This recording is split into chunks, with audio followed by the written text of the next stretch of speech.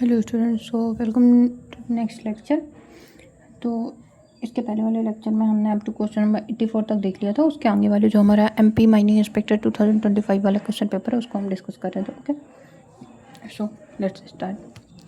When piezometric surface falls below the upper confining bed, the confined aquifer become। जैसे ही जो हमारा पीजोमेट्रिक surface है वो अपर कन्फाइनिंग बेड से नीचे आ जाता है, तो जो कन्फाइंड एक्यूफर है उसको हम क्या बोलते हैं? तो उसको हम बोलते हैं ओके तो ऐसे एक्यूफर को क्या बोलते हैं? हम अनकन्फाइंड एक्यूफर बोलते हैं। अब जो अनकन्फाइंड एक्यूफर है उस पर क्या दिक्कत है, क्या होगा कि जो कन्फाइंड एक्यूफर होता है, पहले इसने क्या बोला है, पेजोमेट्रिक सरफेस है वो नीचे जाती है कहाँ से? अपर कन्फाइनिंग बेड से। तो कन्फाइंड एक्यूफर क्या होता है? जब कोई भी बेड है, ये बेड है यहाँ पर से आता है और ये अपर कन्फाइनिंग लेयर है, ये लोअर कन्फाइनिंग लेयर है और ये एक कन्फाइंड एक्यूफर है। तो कन्फाइंड एक्यूफर क्या होता है? Confined aquifer is one in which water is under pressure and bounded अब बाई कन्फाइनिंग लेयर्स। सो जब इन दोनों के बीच में वाटर है तो क्या होगा? उस पर प्रेशर लग रहा होगा और वो अपर बाउंडिंग लेयर से जो नीचे उनसे कन्फाइंड होगी। और पीजोमेट्रिक सरफेस क्या है? ये रिप्रेजेंट करती है level to which water rise in a well tapping the confined aquifer. अब अगर इस पर हम एक वेल डिग करें तो जहाँ पर तक उस पर वाटर फिल हो रहा है उसको हम बोलते हैं, एक ऐसे एक्यूफर जहाँ तक इसका वाटर आ रहा है उसको हम बोलते हैं पीजोमेट्रिक सरफेस। पीजोमेट्रिक सरफेस है। तो जब पीजोमेट्रिक सरफेस डिक्लाइन करती है, पंपिंग है या फिर कुछ भी कर रहे हैं, तो उसकी वजह से पीजोमेट्रिक सरफेस है वो बिलो जा रही है। कहाँ से? Below the upper confining bed. ये जो कन्फाइनिंग बेड है इससे भी नीचे चली जाती है एक्यूफर में। तो क्या होगा? कुछ पार्ट जो एक्यूफर का है वो डी वाटर्ड हो जाएगा, वहाँ पर रिमेन वो वाटर है वो क्या होगा? बहुत देर तक फुली सैचुरेटेड नहीं रहेगा। इसकी वजह से जो यहाँ पर ये पहले कन्फाइनिंग लेयर थी, इससे नीचे वाटर आ गया तो अपर कन्फाइनिंग लेयर का प्रेशर है वो उस पर कम हो गया, जिसकी वजह से वो वहाँ पर कन्फाइंड एक्यूफर से अनकन्फाइंड एक्यूफर में ट्रांसफ़र हो गया। ओके, तो जब अपर जो पीजोमेट्रिक सरफेस है वो बिलो चली जाती है अपर कन्फाइनिंग लेयर के, तो कन्फाइंड एक्यूफर जो होता है वो अनकन्फाइंड एक्यूफर में ट्रांसफ़र हो जाता है। इसकी एक और इंटरप्रिटेशन होती है जिसको कि पीएससी ने सही नहीं माना था, बट वो भी कई ऑथर्स के अकॉर्डिंग कई जगह पे है कि जब पीजोमेट्रिक सरफेस है वो नीचे जाती है तो वो डायरेक्टली अनकन्फाइंड नहीं हो जाता है, क्योंकि कुछ तो फोर्स इसका लगता ही रहता है, बट लीकेज स्टार्ट हो जाती है तो लीकी एक्यूफर वहाँ पे डेवलप हो जाता है। ओके, नेक्स्ट क्वेश्चन देखते हैं। तो नेक्स्ट क्वेश्चन है the water yielding capacity of an aquifer depends mainly on. तो वाटर कितना यील्ड करके रखेगा एक्यूफर, ये किस पर डिपेंड होता है मेनली? तो ये डिपेंड होता है, यील्ड का मतलब क्या होता है? स्टोरेज। तो ये डिपेंड करेगा ऑन द स्टोरेज कोफिशिएंट या फिर जो स्टोरेजिविटी है इसकी। तो इसकी डेफिनेशन ही क्या होती है? The ability of aquifer to yield water होगी हमारी स्टोरेज कोफिशिएंट, जो कि ऐसा होता है। इसका होता है volume of water release from और taken into in storage per unit surface area of aquifer per unit charge in hydraulic head. इसका फॉर्मूला होता है स्टोरेज कोफिशिएंट का, storage coefficient equal to volume of water released from storage, volume of water released from storage upon aquifer area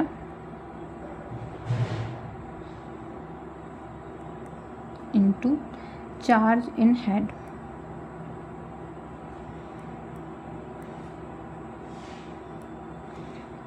okay, so aquifer जो confined aquifer होता है उसके लिए storage coefficient very small होता है और जो अनकन्फाइंड होता है उसके लिए स्टोरेज कोफिशिएंट ज़्यादा होता है।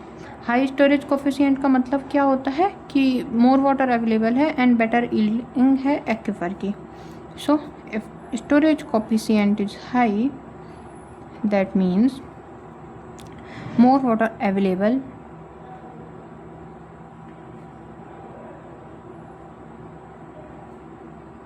and better yielding aquifer. Hydraulic gradient क्या करता है, कंट्रोल करता है ग्राउंड वाटर फ्लो की डायरेक्शन या फिर rate. Control ground water flow direction. Storage coefficient हो गया, डायरेक्टली रिलेट करता है अमाउंट ऑफ वाटर यील्ड से। Specific retention, so specific retention क्या होता है कि water retain against the gravity.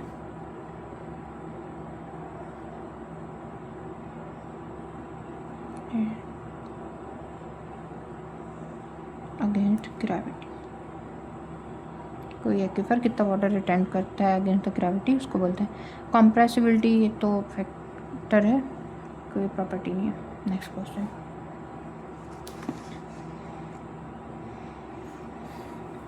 flowing artesian well in the Ganga Brahmaputra plain are more commonly found in, so किस बेल्ट में find होते हैं, जो तराई बेल्ट है, गंगा ब्रह्मपुत्र का तराई रीजन है, वहाँ पर फ्लोइंग आर्टिसियन वेल पाए जाते हैं। क्यों? अब आर्टिसियन वेल क्या होता है, वो फ्लो कब करता है नेचुरली, जब वाटर कन्फाइंड एक्वीफर में हो, बहुत ज़्यादा प्रेशर में हो, या फिर पीजोमेट्रिक सरफेस है वो ग्राउंड लेवल से अबव लाई कर रही हो। तो जो फ्लोइंग आर्टिसियन वेल हैं ये दो कंडीशन में फॉर्म होते हैं।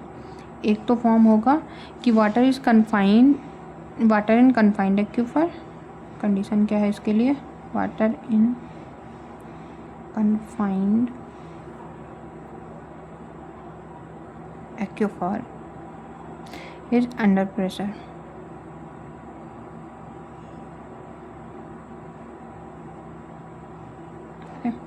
एंड सेकंड कंडीशन क्या होगी इसके लिए कि piezometric surface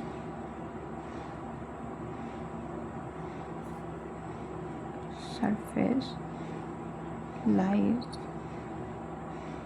above ground surface।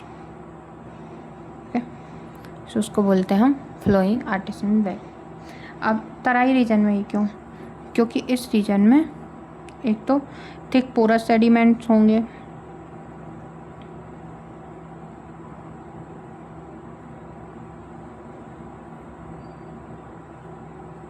मतलब हाई रिचार्ज होगा from Himalayas, high recharge from Himalayas.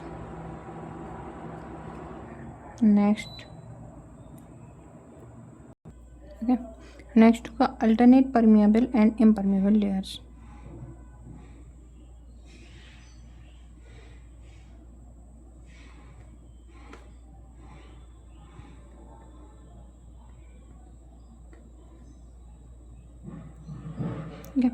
And hydraulic pressure conditions है वो फेवरेबल होंगी फॉर आर्टिसियन वेल्स। तो इन सब की वजह से अब जो अदर बेल्ट है जैसे भाबर है, भाबर में क्या होगा, कोर्स ग्रेवल होंगे जिसकी वजह से हाई इन्फिल्ट्रेशन होगा। तराई में क्या होगा, वाटरलॉग आर्टिसियन कंडीशंस कॉमन होंगी। एक्सियल जोन है वहाँ पे रिवर फ्लड प्लेन होगा। एंड हिमालयन हाईलैंड्स में हार्ड रॉक्स टेरेन होंगी। ठीक है, एंड अगर आप चाहो तो भाबर और जो तराई बेल्ट है उनका कंपैरिजन भी कर सकते हो। जैसे जो भाबर बेल्ट है वो कोर्स बोल्डर एंड ग्रेवल्स होंगे उस पर, तो स्ट्रीम क्या होगी, डिसअपियर कर सकती है underground, stream disappear underground. And stream जो तराई बेल्ट है उसमें फाइन सेडिमेंट्स है तो ग्राउंड वाटर रीएमर्ज कर सकता है, हमारे वाटर लॉक कंडीशन बन सकती है जिसकी वजह से यहाँ पे आर्टिसियन कंडीशंस कॉमन होंगी। Okay, next, in the hydrological cycle which process is not directly responsible for groundwater recharge। अब ग्राउंड वाटर रिचार्ज के लिए इनमें से कौन सी कंडीशन डायरेक्टली फेवरेबल नहीं है, तो जो इवेपोरेशन होता है वो क्या है, ग्राउंड वाटर रिमूवल की प्रोसेस है या वाटर रिमूवल की प्रोसेस है इन हाइड्रोलॉजिकल साइकिल, तो ये नहीं होगा। अब ग्राउंड वाटर रिचार्ज का मतलब क्या होता है, addition of water. Ground water recharge में एडिशन ऑफ वाटर, ठीक है, कहाँ पर, टू द सैचुरेटेड जोन। तो रिचार्ज मेनली वाटर का कैसे होगा, जो इन्फ्लेट्रेट कर रहा है डाउनवर्ड, तो उसकी वजह से, या फिर जो सरफेस है वो ग्राउंड वाटर में जा रहा है रिजर्वायर में, तो उसके लिए मेजर रिचार्ज सोर्स क्या होंगे, rain, infiltration, river seepage, canal seepage, lake seepage, irrigation, return flow, इन सब की वजह से जो है हमारा जनरेट होगा। हाइड्रोलॉजिकल साइकिल क्या होती है, सबसे पहले उस पर एक हाइड्रोलॉजिकल साइकिल से और क्वेश्चन आया था जिसको पे हम लोगों ने साइकिल बना के भी समझी थी, तो मेन प्रोसेस क्या होती है वो देख लेते हैं हम लोग एक बार main. So evaporation, condensation, precipitation, infiltration, run off, and जो रन ऑफ हो रहा है वही ग्राउंड वाटर फ्लो पे जाता है, एंड ट्रांसपिटेशन। तो जो रिचार्ज है वो डाउनवर्ड मूवमेंट्स ऑफ वाटर का ग्राउंड में कैसे हो रहा है, इसको हम रिचार्ज बोलते हैं। एंड एवोपरेशन में क्या होता है, एवोपरेशन में जो वाटर है वो अपवर्ड इनटू एटमॉस्फेयर में जा रहा होता है। तो ये ग्राउंड वाटर रिमूवल की प्रोसेस हो गई। सो एब्जॉर्प्शन क्या है, एब्जॉर्प्शन है इन्फिल्ट्रेशन, क्या हुआ, सो एडवेक्शन क्या है, एब्जॉर्प्शन का मतलब क्या होता है कि इन्फिल्ट्रेट कर रहा है, जो कि हेल्प करेगा हमारा इनडायरेक्टली ग्राउंड वाटर रिचार्ज में। एवापोरेशन में क्या होगा, remove water from surface before recharge occurs. And precipitation क्या प्रिंसिपल सोर्स है ग्राउंड वाटर रिचार्ज का। सीपेज फ्रॉम कैनाल, ये भी आर्टिफिशियल रिचार्ज का सोर्स है इंडिया में। Next question, in a confined aquifer water is held under. तो जब कन्फाइंड एक्विफर में वाटर होता है तो वो किस कंडीशन में होता है, किस तरीके से बंद के रखा होता है, तो वो होता है जो हाइड्रोस्टैटिक प्रेशर ज़्यादा होता है कंपेयर टू एटमॉस्फेरिक प्रेशर। तो कन्फाइंड एक्विफर कैसे होता है, बिटवीन टू इम्परमिएबल और सेमी परमिएबल लेयर, दो इम्परमिएबल या फिर सेमी परमिएबल लेयर होंगी ग्राउंड से, जिसकी वजह से वाटर इन दोनों के बीच में ट्रैप होगा अंडर प्रेशर। तो जब वेल को पेनिट्रेट करते हैं तो वाटर इनमें से राइज करता है, जो अभी पिछले क्वेश्चन में हम लोगों ने देखा था पेजोमेट्रिक सरफेस वाला। तो ये प्रेशर किसको क्या होता है, हाइड्रोस्टैटिक प्रेशर या फिर आर्टेशियन प्रेशर बोलते हैं। तो जो कन्फाइंड एक्विफर है वो कैसा है, इम्परमिएबल लेयर है, कन्फाइंड एक्विफर है, एंड फिर इम्परमिएबल लेयर है। तो और एटमॉस्फेरिक प्रेशर क्या होता है, जो नॉर्मल ग्राउंड सरफेस पे लग रहा है। तो अभी समझ आ गया ना कि जो ग्राउंड सरफेस पे लग रहा है वो क्या हो गया, नॉर्मल एटमॉस्फेरिक प्रेशर हो गया, और इन दोनों के बीच में जो लग रहा है वो हाइड्रोस्टैटिक प्रेशर हो गया। तो कन्फाइंड एक्विफर में यहाँ पे प्रेशर ज़्यादा होगा कंपेयर टू यहाँ पे, है ना। So hydrostatic pressure greater than the atmospheric pressure. Hydrostatic pressure का कॉन्सेप्ट हम लोगों ने अभी जियो केमिस्ट्री का लेक्चर सुबह जो डाला था उसी पे ही बहुत अच्छे से पढ़ा था। इसका फॉर्मूला क्या होता है, रोजीएच होता है, इसमें कौन क्या है, वो सारा कुछ। नेक्स्ट, टिपिकल या फिर general value of storage coefficient for confined aquifers range for. तो कन्फाइंड एक्विफर के लिए टिपिकल वैल्यू क्या होगी, 0.005 टू 0.005, 005 टू 005। अब जो स्टोरेज कोफिशिएंट है वो क्या है, कन्फाइंड एक्विफर में होता है बहुत स्मॉल, और जब वाटर है वो मेनली रिमूव होता है कैसे, कन्फाइंड में कंप्रेशन होगा एक्विफर मटेरियल का या फिर एक्सपेंशन होगा वाटर का। ओके सो नेक्स्ट क्वेश्चन है, drumlins and moraines indicate the formal presence of what. तो ड्रमलिन और मोरेन्स किसके हैं, कैरेक्टरिस्टिक लैंडफॉर्म, ग्लेशियर के लैंडफॉर्म है।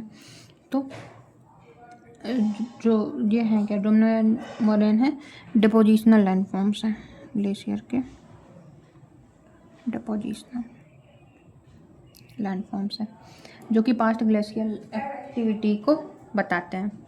ड्रमलिन है वो क्या होती हैं, स्ट्रीमलाइन सिल्ट होती हैं ऑफ टिल।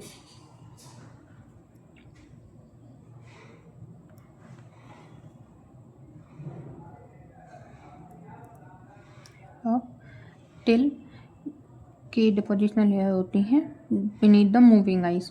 एंड जो मोरेन है ये क्या है, accumulation of unsorted rock debris.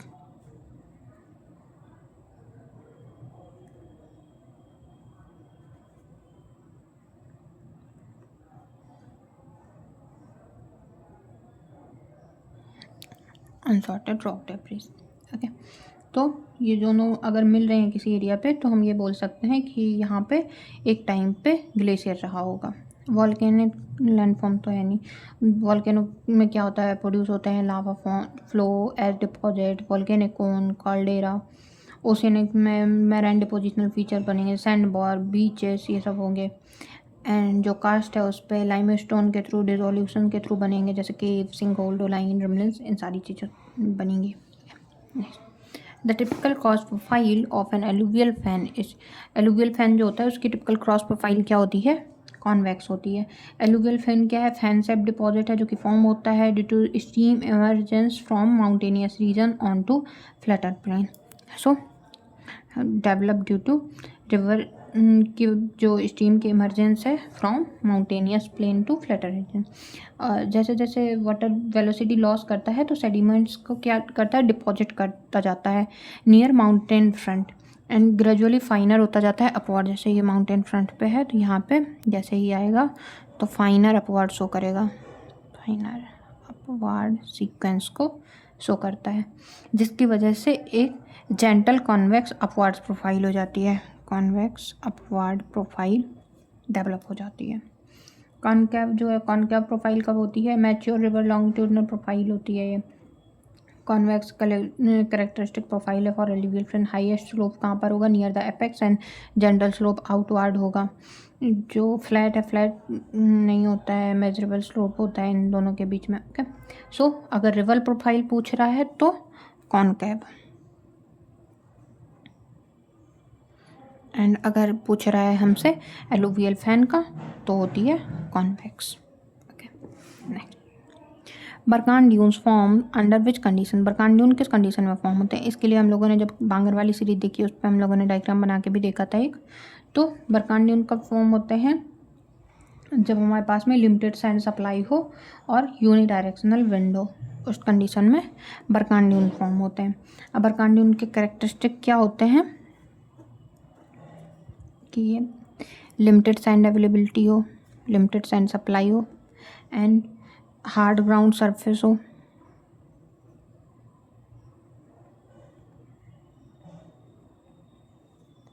Wind blow कर रही हो प्रोडोमिनेंटली फ्रॉम वन डायरेक्शनल यानी यूनिडायरेक्शनल विंड हो।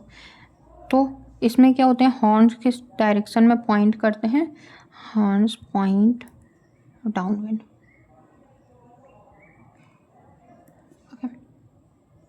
ऑप्शंस का एनालिसिस करेंगे तो abundant sand and multiple supply.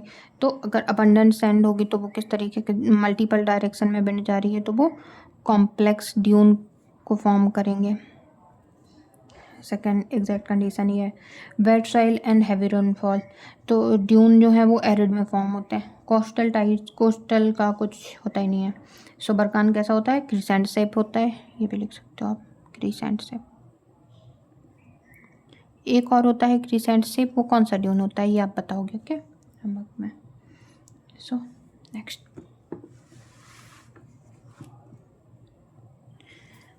जियोथाइट forms under conditions of, goethite किस तरीके की कंडीशंस में फॉर्म होता है? तो ये फॉर्म होता है relatively high EH and medium pH conditions में। जियोथाइट क्या है? हाइड्रेटेड आयरन ऑक्साइड मिनरल है। इसका फॉर्मूला भी पूछा था ना ये किसी एग्जाम में, हम लोगों ने डिस्कस किया था, सॉरी। सो ये हाइड्रेटेड आयरन ऑक्साइड मिनरल, तो फॉर्मेशन किस में होती है? ऑक्सीडाइजिंग इन्वायरमेंट में होती है। ऑक्सीडाइजिंग इन्वायरमेंट में होती है मतलब हाई EH है environment, and moderate to natural pH condition में होती है। कॉमन होता है जो weathering zone and laterite soil में, common in weathering zone and laterite soil. Okay, इसमें कॉमन होता है। तो EH pH डायग्राम भी इसका है, तो वो दिखाना तो हम आपको EH pH डायग्राम दिखा सकते हैं शॉर्ट्स में। एक कोई सा शॉर्ट लेक्चर बना लेंगे जैसे हम लोगों ने काइनेट एंड नलोसाइट वाला किया था, क्योंकि अगर हम इस पर इनकॉर्पोरेट करते हैं डायग्राम तो हमें इतना टाइम नहीं है कि मिल पाता है कि हम उसको एडिटिंग कर पाएँ। Okay, next, lapilli is associated with which type of volcanic activity? Lapilli किस टाइप के एक्टिविटी में होती हैं? हमारी एक्सप्लोजन एक्टिविटी में। अब जो पायरोक्लास्टिक मटेरियल्स है, जो भी वोल्केनो वगैरह जनरेट होता है उसको पायरोक्लास्टिक मटेरियल बोलते हैं। तो पायरोक्लास्टिक मटेरियल है वो साइज के बेस पे डिवाइड होता है मेनली, जैसे volcanic S,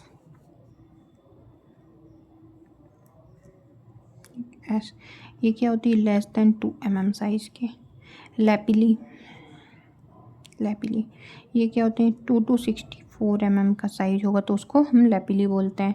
and volcanic bombs या फिर ब्रेशिया बोलते हैं। बॉम्ब्स होते हैं ग्रेटर देन 64 mm साइज के। ओके, सो लैपिली क्या है? लैपिली इंजेक्ट होती हैं और जब एक्सप्लोज़न होता है तो एटमॉस्फेयर में एक्सप्लोजिव इरप्शन के टाइम पे फैल जाती हैं। ओके, उनको हम लैपिली बोलते हैं। नेक्स्ट ओके, सबमरीन इरप्शन नहीं। अच्छा, सबमरीन जब इरप्शन होता है तो कौन सा स्ट्रक्चर फॉर्म होता है? आपके आज के 2 क्वेश्चन हो गए। ओके, किस टाइप का लावा फॉर्म होता है? Next, the Pacific plates moves in which direction relative to American plates along San Andreas fault. एक और क्वेश्चन था, उस पर हम लोगों से क्या पूछा था कि जो सैन एंड्रियास फॉल्ट है वो किन किन प्लेट्स की वजह से फॉर्म हो रहा है? तो सैन एंड्रियास फॉल्ट बनता है due to Pacific and North American. और एक और क्वेश्चन था जिसमें पूछा था कि सैन एंड्रियास फॉल्ट है वो किस टाइप का फॉल्ट है। ओके, सो ये जो पैसिफिक प्लेट है ये किस डायरेक्शन में मूव करती है? ये मूव करती है नॉर्थवार्ड डायरेक्शन में। ओके, और बनते किस बाउंड्री पे है? ट्रांसफॉर्म प्लेट बाउंड्री पे बनती है। जब पैसिफिक प्लेट हमारी नॉर्थ अमेरिकन की डायरेक्शन में मूव कर रही है, more precisely north west ward होता है। ओके, सो जब पैसिफिक प्लेट मूव करती है north west ward relative to North American plate तो डिस्क्राइब करते हैं, हम इसको नॉर्थवर्ड डिस्क्राइब कर देते हैं जनरली। सैन एंड्रियास फॉल्ट का फॉर्मेशन होता है। ओके, और सैन एंड्रियास फॉल्ट कैसा है? राइट लेटरल या फिर डेक्स्ट्रल स्ट्राइक स्लिप फॉल्ट है।